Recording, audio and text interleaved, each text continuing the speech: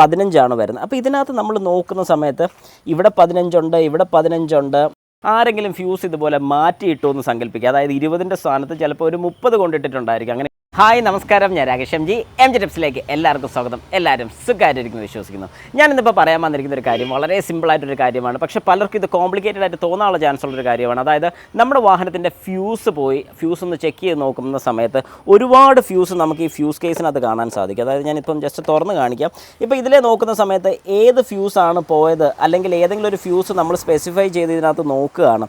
നമ്മളിപ്പോൾ ഇതിനകത്ത് നോക്കുന്ന സമയത്ത് നമുക്കിപ്പോൾ ഇതിനകത്ത് വേണ്ടത് ഒരു ഹെഡ്ലൈറ്റിൻ്റെ ഫ്യൂസാണ് സങ്കല്പിക്കുക. ഇതിനകത്ത് 15 ആണ് ഹെഡ്ലൈറ്റ് ലെഫ്റ്റ് സൈഡ് വരുന്നത്, അല്ലെങ്കിൽ ലെഫ്റ്റ് സൈഡ് വരുന്നത് 15 വരുന്നത്. അപ്പോൾ ഇതിനകത്ത് നമ്മൾ നോക്കുന്ന സമയത്ത് ഇവിടെ 15 ഉണ്ട്, ഇവിടെ 15 ഉണ്ട്.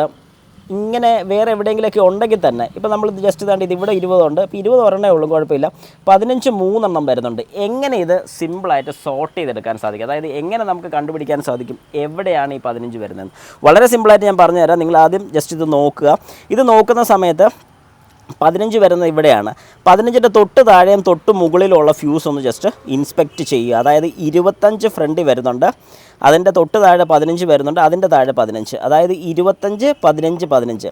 അങ്ങനെ നമുക്ക് വളരെ കൃത്യമായിട്ട് ഇത് എങ്ങനെയാണെന്നുള്ളത് മനസ്സിലായി.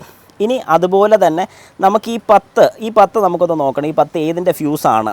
അപ്പോൾ നമ്മൾ ഇതിനകത്ത് നോക്കുകയാണ്. 10 വരുന്ന കംപ്രസറാണ്. അപ്പോൾ നമുക്കൊന്നുകൂടെ കൺഫേം ചെയ്യാൻ വേണ്ടി ഇതിൻ്റെ താഴെ വരുന്നത് 50 ഇവിടെ വരുന്നുണ്ട്. ഓക്കെ, 50 ഉണ്ട്. 50ൻ്റെ തൊട്ട് മേളിൽ, അതായത് 10ൻ്റെ മേളിൽ 20, ഇവിടെ ഒരു 20ൻ്റെ ഫ്യൂസും വരുന്നുണ്ട്.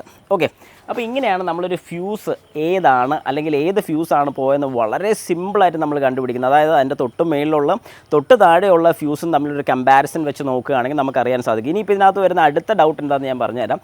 ആരെങ്കിലും ഫ്യൂസ് ഇതുപോലെ മാറ്റിയിട്ടു എന്ന് സങ്കല്പിക്കുക. അതായത് 20ൻ്റെ സ്ഥാനത്ത് ചിലപ്പോൾ ഒരു 30 കൊണ്ടിട്ടിട്ടുണ്ടായിരിക്കും. അങ്ങനെ ഇടത്തില്ലെന്ന് നമുക്ക് ഒരിക്കലും ഉറപ്പ് പറയാൻ പറ്റില്ല. അങ്ങനെ ഇട്ട് പോയിട്ടുണ്ടെന്നുണ്ട്, അല്ലെങ്കിൽ അതുപോലെ ഒരു ഫ്യൂസ് ഇട്ടത് മാറിപ്പോയിട്ടുണ്ടെന്നുണ്ട് എങ്ങനെ കണ്ടുപിടിക്കാൻ സാധിക്കുമെന്ന് ചോദിച്ചു കഴിഞ്ഞാൽ അതിൻ്റെയും മുകളിലുള്ളത് നോക്കുക, അല്ലെങ്കിൽ അതിൻ്റെ സൈഡിലോട്ടുള്ളത്. അതായത് ജസ്റ്റ് നമ്മളിപ്പോൾ നോക്കുന്ന സമയത്ത് നമുക്കിപ്പോൾ മനസ്സിലായി ഇവിടെ 15 ഉണ്ട്.